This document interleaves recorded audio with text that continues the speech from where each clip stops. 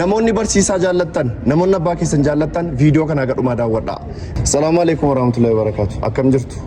Isaan an bira seenee viidiyoo irratti isin agarsiisee ka'e barsiisaa Ahmad Abbaa Diggaa jedhamu. Hawaasa isaanii barsiisummaadhaan waggaa 30 wal tajaajilan. Erga barsiisummaadhaa ba'anii immoo ogummaa garaagaraatiin waajjira mootummaa garaagaraa keessatti gama amantaatiin dabalatee hawaasa isaanii tajaajilaa turaniiru.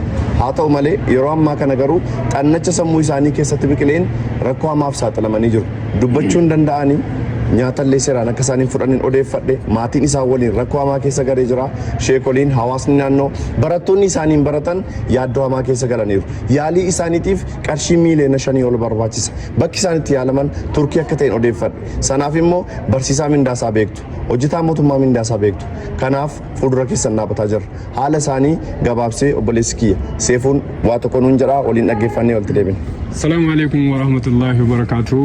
Egaa akkuma beekamu barsiisaan Ahmad Abbaa Diggaa yeroo ammaa kana dhukkubsatanii hospitaala Giraandi Vaaliitti argamu. Riferii asii hospitaala Jimmaarraa gara Xuqur Ambassaatti godhamanii achittis yaala barbaachisu argachuu hin dandeenye. Kanaaf gara biyya alaatti riferii godhamanii jiru. Kanaafuu hawaasni keenya bakka jirtanutti warri biyya keessaas warri biyya alaas akka nu deeggartan jedha.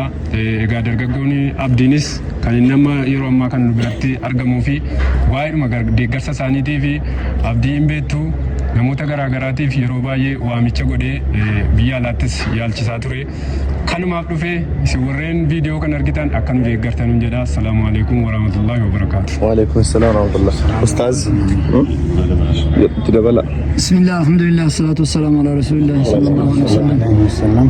Amma nuti kan walitti qabamnee jirruu fi waa'ee barsiisaa Ahmad Abbaa Diggaatiif. Qalichi kun nama gaarii nama guddaa nama beekamaadha. Beekamaadha akka godina Jimmaatti nama beekamaadha. Barsiisaadha hoogganaa bulchiinsa aanaa Saxxammaa isaanii hooggananii achi kaanii wajjira komii godina Jimmaarra turanii amma immoo dhukkuba xannacha sammuutiin dhukkubsatanii ciisanii jiru. Of hin beekan of dadhabanii jiru. Adaraa ijoolleen biyya keessaa biyya alaa irratti nu hirmaadhaa nu gargaaraa deemaa irraa hin dadhabne giddoo keenya ol ta'e sirraa nuti lubbuu keenya hin keenyaaf turre amma immoo kanaafuu amaana rabbi isiniin jennaa irratti nu hirmaadhaa rabbi isin haa gargaaru man kaana fi haajatihi kan Allahu fi haajatihi jedha. Namni obboleessa tokko gargaara rabbi duniyaa akiraa isa gargaara jedha shari'aan islaamaa.